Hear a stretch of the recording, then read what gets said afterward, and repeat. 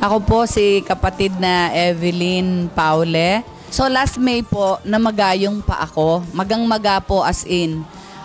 Naging right leg. Naging color violet po siya hanggang sa tummy ko. So pag hindi ko po siya pinansin, akala ko ano lang. So nagpagamot po ako sa gastroenterologist at saka doon sa OB-GYN oncologist ko sa Cagayan de Oro. Negative naman po yung pap smear ko plus yung ultrasound ko po at saka CT scan ko sa medical center doon sa Cagayan de Oro Hospital. Negative naman po lahat. So after 2 weeks, na-hospital na naman po ako kasi 40 na po ang lagnat ko, nagka-40 na. So nangyari po, 3 days po ako doon, CT scan na naman ako, whole abdomen. Doon po nila nakita na may stage 4 cancer po ako ng, sa Bisaya po Lusay, sa Tagalog Kulani, sa English po lymphatic something, yung mga kulani daw po yata natin. So nangyari po sa paa ko magang-magana. So from there in the hospital, I flew straight to St. Luke's po ng umaga na po ng Sabado. Sabi po ni Dr. Tan, yung oncologist ko, that this is my time to pray hard kasi nagulat siya na umiling po siya. Kasama ko po yung sister ko tsaka yung pamangking ko. Sabi niya, hindi niya sinabi sa akin, pinatimbang nila ako doon sa sekretary niya. Tapos sinabihan yung sister ko na I am giving her 3 to 6 months to live. At ikikemo ko siya every 3 weeks, 60,000 every 3 weeks pagka matanggal na yung lagnat niya. So, umuwi na po kami.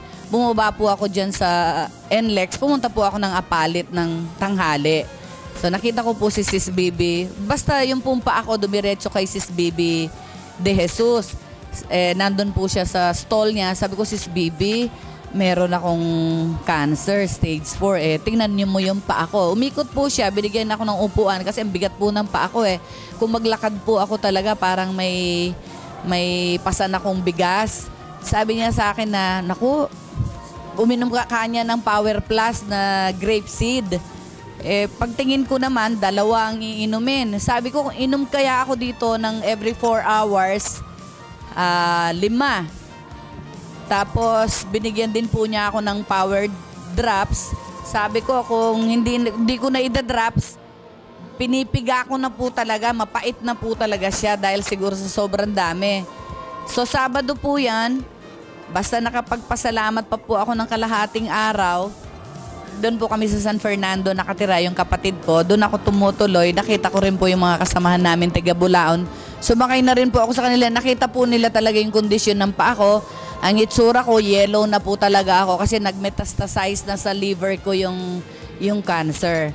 3 na po yung mass sa liver ko, bukol na 2.1 centimeter something. So, hindi na po ako pwedeng i-chemo, sabi ng doktora ko sa St. Luke's. Kung matanggal ang lagnat ko, sisikapin nila akong makemo.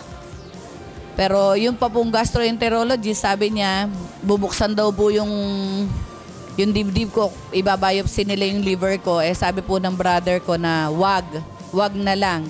So, ang ginawa ko po, sa Power Plus, yung grape seed, umiinom ako every 4 hours, 5 in an empty stomach kasi payat na po ako, hindi na po talaga ako nakakakain. Tapos, uminom po ako ng tag-2 power shake. Naramdaman ko po sa power shake, lumakas akong kumain. At tapos parang inaantok ako sa kanya. Tapos bumili pa rin po ako ng power enzyme. Talagang nilalagok ko po siya isang araw,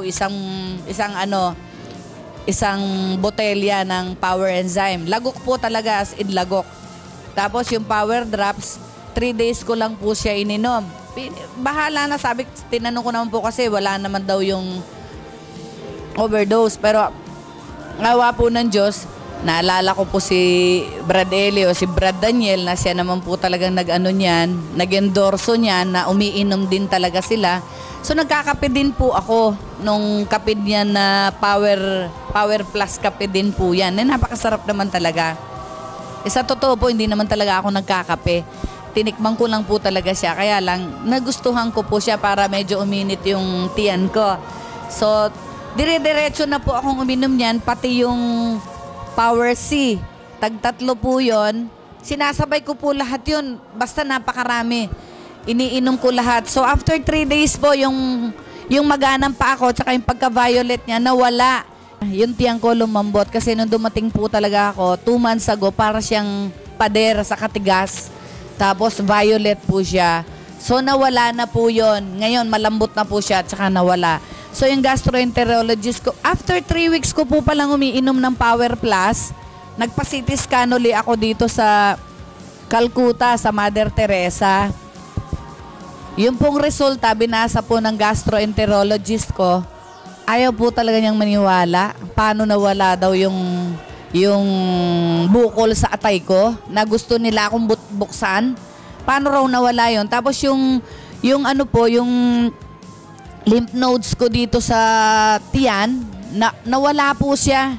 Pumunta na lang po daw siya sa aorta. Ewan ko ano ba yung aorta. Basta tinuro nila, parang malaking ugat yata yon from the heart down to the reproductive system yata. Meron pa po, konti na lang.